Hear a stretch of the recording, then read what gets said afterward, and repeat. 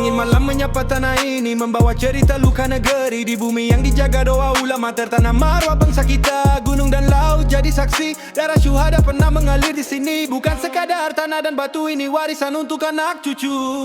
Jika suatu hari tanah ini berubah, siapa lagi yang akan menjaga?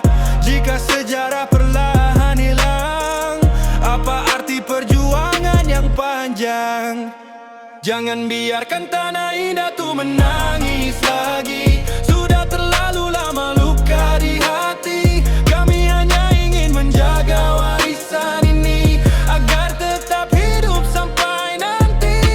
Bangkitlah wahai anak negeri, tolak transmigrasi demi tanah ini.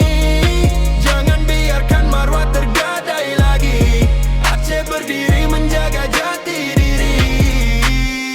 Di Munasah doa terus dipanjatkan agar negeri ini tetap dipertahankan. Bukan kebencian yang kami suarakan, hanya hak yang ingin dipertahankan. Jangan sampai sejarah terulang, tanah sendiri terasa asing dipandang. Kami berseru dengan hati nurani, di tanah indah tuh kami tolak transmigrasi.